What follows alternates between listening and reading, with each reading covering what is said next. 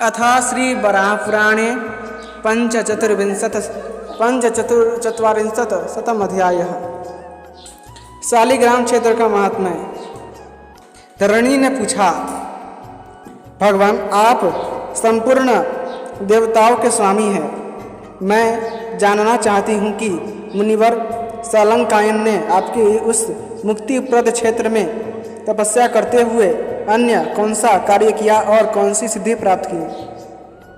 भगवान वराह कहते हैं, वसुंधरे, सालंकायन मुनि वहाँ दीर्घकाल तक तप करते रहे। उनके सामने साल का एक उत्तम वृक्ष था जिससे सुगंध फैल रही थी। सालंकायन ऋषि निरंतर तप करने से थक गए थे।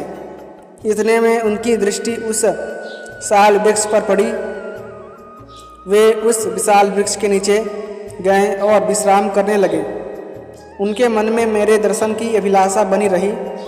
उस समय साल वृक्ष के पूर्व भाग में पश्चिम की ओर मुख करके मुनि बैठे थे। मेरी माया ने उन्हें ज्ञान शून्य बना दिया था, अतः वे मुझे देख न सके। हे सुंदरी, कुछ दिनों के बाद जब वैशाख मास की द्वादशी तिथि आई तो वहीं पूर्व दिशा में ही उन्हें मेरा दर्शन प्राप्त हुआ। उस समय उत्तम व्रत का पालन करने वाले उन तपस्वी मुनि ने मुझे वहां देखकर बार बार प्रणाम किया और वेद के मंत्रों से मेरी स्तुति करने लगे। उस अवसर पर मेरे तीक्ष्ण तेज से मुनि के नेत्र चौंधिया गए, अतः उन्होंने धीरे से अपने नेत्र बंद कर लिए और स्तुति करने लगे। फिर ज्यों ही उन्होंने अपनी आंखें खोली तो उन्होंने देखा कि मैं उस वृक्ष के दक्षिण भाग में खड़ा हूँ। अब वे ऋषि मेरे सामने आकर बैठ गए और ऋग्वेद की ऋचाओं से मेरी स्तुति करने लगे। तब तक मैं साल के पश्चिम ओर चला गया।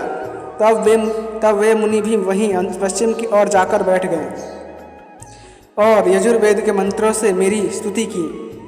हे देवी, इसके बाद मैं उसके उत्तर दिशा में चला गया। वहाँ भी वे सामवेद के मंत्रों का गान करके मेरी स्तुति करने लगे। हे सुंदरी, फिर तो उन ऋषि प्रवर सालंकायन की स्तुतियों से संतुष्ट होकर मैं उन पर अत्यंत प्रसन्न हो गया। अतः उनसे कहा, हे मुनिवर सालंकायन, तुम्हारे इस तप एवं स्तुति के प्रभाव से मैं परम संतुष्ट हूँ। तपस्या के फलस्वरूप तुम्हें परम सिद्धि प्राप्त हो गई है। इस पर सालंकायन मुनि ने विनयपूर्वक मुझसे कहा, हे हरे, मैं भूमंडल पर निरंतर भ्रमण तथा तप करता रहा, किंतु निश्चित रूप से मुझे आज ही आपका शुभ दर्शन प्राप्त हुआ है।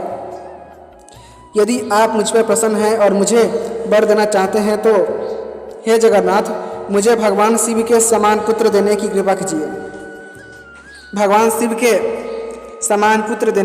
कीजिए। मुनीश्वर, ईश्वर की ही एक दूसरी मूर्ति नंदिकेश्वर के नाम से प्रसिद्ध है, जो नंदिकेश्वर आपके दाहिने अंग से पुत्र के रूप में प्रकट हो चुके हैं। हे ब्राह्मण देव, अब आप तब से उपरत हों। योग माया की शक्ति से संपन्न होकर वे इस समय मेरे साथ ब्रज में विराज रहे हैं। आपके शिष्य आमुष्यायण को मथुरा से बुलाकर उनके साथ वे शूलपाणी रूप में वहाँ अवस्थित हैं। अब एक दूसरी गुप्त बात भी बताता हूँ, उसे सुने। आज से यह उत्तम क्षेत्र शालिग्राम क्षेत्र कहलाएगा। साथ ही आपने जो यह वृक्ष देखा है वह भी निसंदेह मैं ही हूँ। इसे भगवान शंकर के अतिरिक्त अन्य कोई भी व्यक्ति नहीं जानता। मैं अपनी योग माया से सदा छिपा रहता हूँ, किंतु आपके तप से मैं प्रकट हुआ हूँ। हे वसुधे, उस समय सालंकायन मुनि को इस प्रकार वर देकर उनके देखते ही मैं अंतर्ध्यान हो गया। उस वृक्ष की प्रदक्षिणा करके सालंकायन मुनि भी अपने आश्रम को चल पड़े।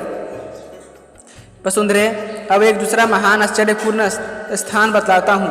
यहाँ शंखप्रभ नाम से प्रसिद्ध मेरा एक परम गुह्य क्षेत्र है।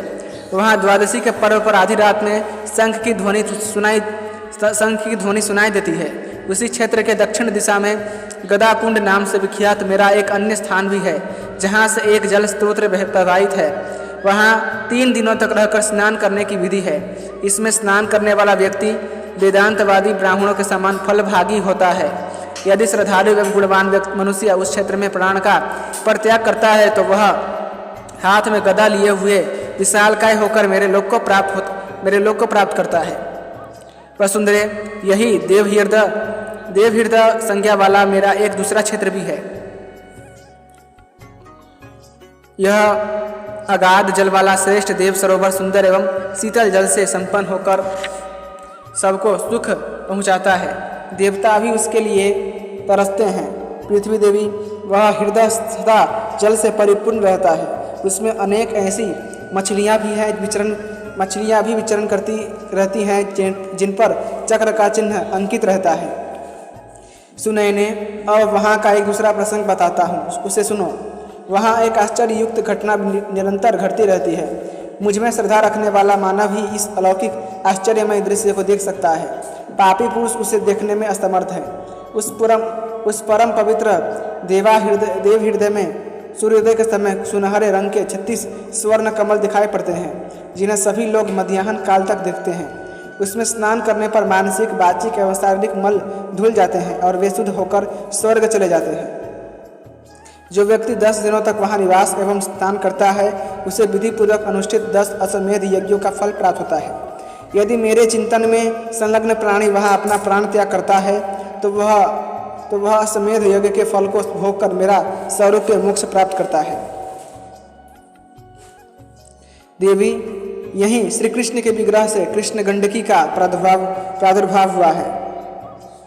इसी प्रकार त्रिशूल गंगा नाम की प्रसिद्ध विशाल नदी जो शिव के शरीर से निकली है, वह भी यही है। इस प्रकार दोनों नदियों के बीच का यह प्रदेश तीर्थ बन गया है। इस स्थान को सर्वतीर्थ कदम्बक कहते हैं।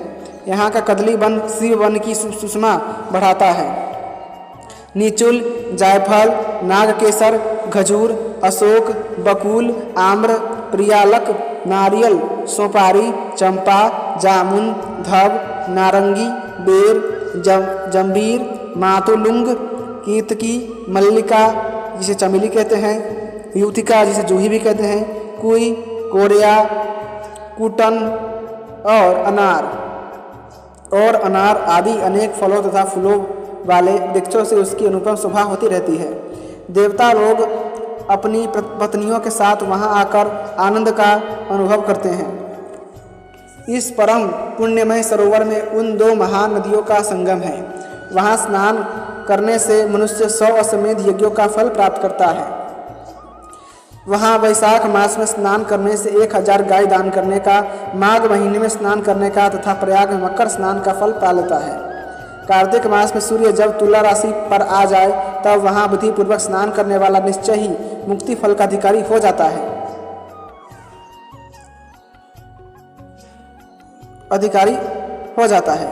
देवी, इस प्रकार यह हम लोगों का हरिहरात्मक क्षेत्र है। जो यहाँ शरीर का त्याग करते हैं, उन मेरे कर्म के अनुसरण करने वाले व्यक्तियों को उत्तम गति प्राप्त होती है। पहले मुक्ति क्षेत्र, तब रुरुखंड, फिर उन दोनों दिव्य स्थलों से निर्मित बहाव प्रदेश और त्रिवेणी संगम, इन तीर्थों में उत्तरोत्तर क्रमशः एक से एक श्रेष्ठ माने जाते हैं। गंडकी से संगम क्षेत्र को परम प्रमाण जानना चाहिए। देवी, इस प्रकार नदियों में वह गंडकी नदी सर्वश्रेष्ठ है। भागीरथी गंगा से वह जहाँ मिलती है वहाँ स्नान करने से बहुत फल होता है। यह वही महान क्षेत्र है जिसे हरिहर क्षेत्र कहते हैं। यहाँ पवित्र गंडकी नदी भगवती भागीरथी से मिलती है। इस तीर्थ के महत्व को तो देवता लोग भी भली भांति नहीं जानते। हे भद्रे, मैं तुमसे शालिग्राम क्षेत्र और सब पापों को नष्ट करने वाले गंडकी के महात्म्य का वर्णन कर चुका। जो मानव प्रातःकाल उठकर इसका सदा पाठ करता है, वह अपनी 21 पीढ़ियों को तार देता है। ऐसा मानव मृत्यु के समय कभी मोह में नहीं पड़ता। वह यदि परम सिद्धि चाहता है तो मेरे धाम में चला जाता है। महादेवी, मैंने तुमसे शालिग्राम क्षेत्र के इस श्रेष्ठ महात्मा का वर्णन कर दिया। अब तुम्हें अन्य कौन सा प्रसंग सुनने की इच्छा है, कहो। अतः श्री वराह पुराणे 45 अध्याय संपूर्णम्। इसी के साथ श्री वराह पुराण का 145वां अध्याय समाप्त हुआ। यदि आपको वराह पुराण की कथाएं पसंद आती हैं तो कृपया करके वीडियो को लाइक करें, चैनल को सब्सक्राइब करें और अपने दोस्तों के साथ अवश्य शेयर कीजिएगा। धन्यवाद। जय श्रीमन नारायण।